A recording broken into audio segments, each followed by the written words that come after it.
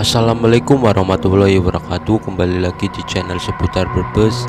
Kita akan membahas kisah mistis hantu noni pabrik gula Banjaratma. Bagi kalian yang belum sholat, sebaiknya sholat terlebih dahulu. Bagi kalian yang belum subscribe, sebaiknya subscribe terlebih dahulu. Jangan lupa tekan tombol lonceng dan like. Jangan lupa share sebanyak-banyaknya agar teman-teman di sekitar kita tahu tentang informasi ini dan channel ini bisa berkembang lebih besar lagi. Terima kasih, selamat menonton.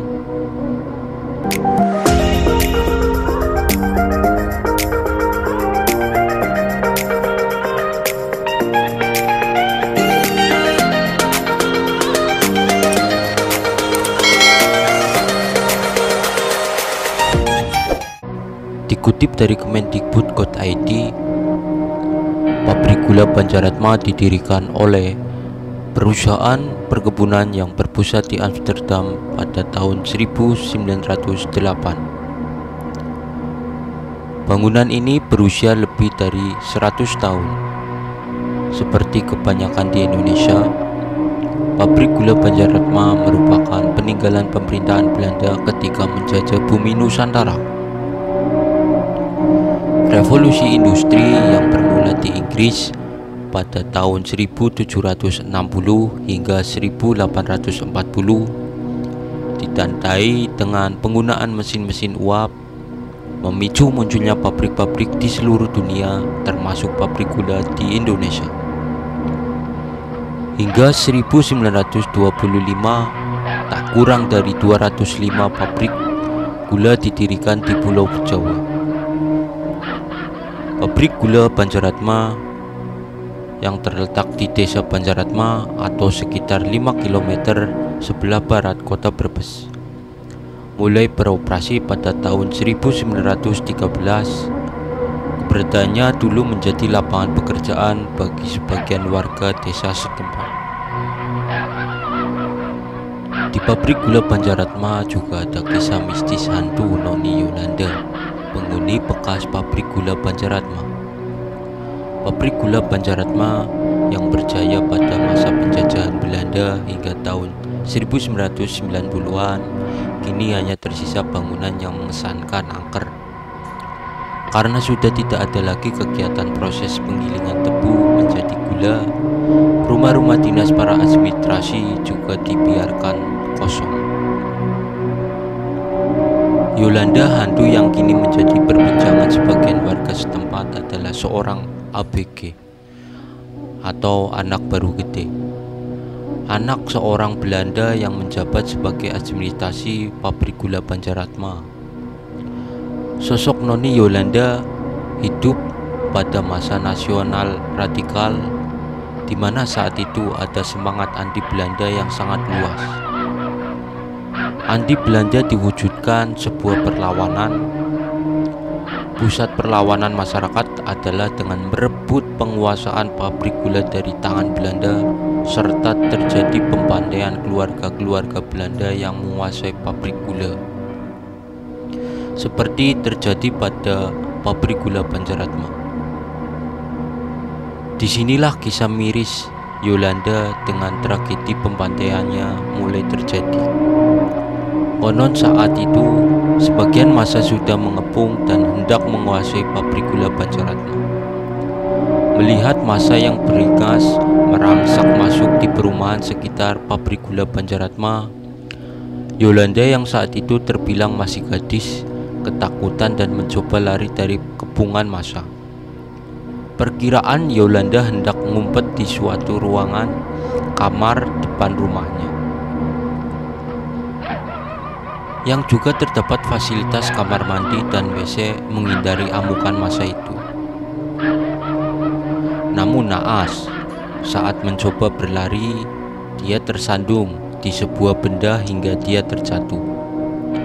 Parahnya, setelah terjatuh, wajahnya sempat teranuk benda tajam yang mengakibatkan matanya tertancap benda tajam tersebut hingga mengeluarkan darah. Nyawa Yolanda pun akhirnya melayang dan dimakamkan di negara asalnya, negara Belanda. Yolanda adalah korban masa anti Belanda pada saat penggerakan revolusi radikal di 3 daerah, yakni revolusi di Kabupaten Brebes, Tegal, dan Kabupaten Pemalang. Kepala pengamanan pabrik gula Banjaratma Raisan yang sudah mengabdi menjadi pengamanan pabrik gula Banjaratma sejak tahun 1990-an mengungkapkan, penampakan hantu Yolanda biasanya berwujud seorang gadis dengan pakaian pengantin, tampak anggun dan cantik. Sesekali juga berbentuk gadis biasa dengan wajah matanya penuh darah. Menurut Raisan, awalnya saya sering merasakan ketakutan, namun lama-lama karena sudah terbiasa, tak ada kesan takut lagi. Pabrik gula Banjaratma juga ada di dalam peta Dax Colonial Map tahun 1918, tertulis sebagai Stasiun Banjaratma. Ini berarti tempat ini tidak hanya memproduksi gula, tapi juga berfungsi sebagai stasiun pengujian.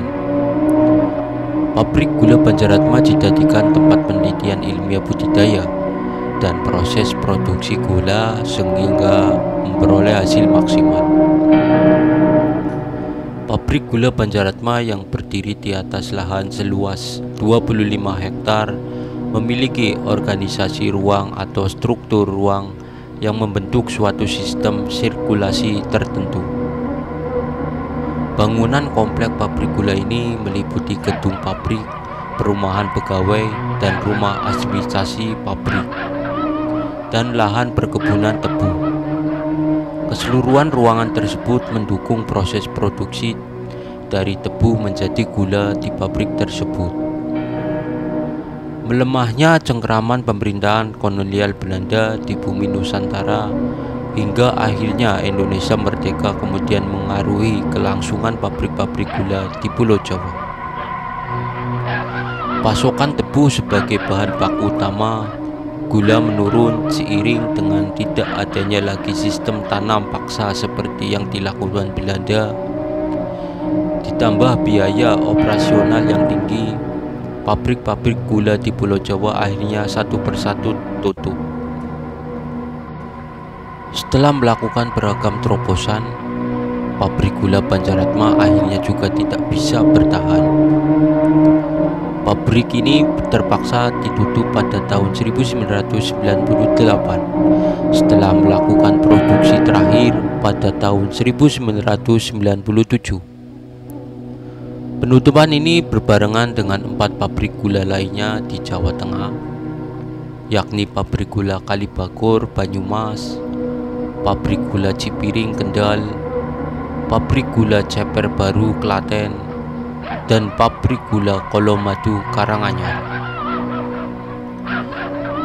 Sekian informasi cerita mistis dari kami seputar Brebes mengenai misteri Nona Yolanda, dan bagi kalian yang ingin menambahkan cerita, silakan komen di kolom komentar.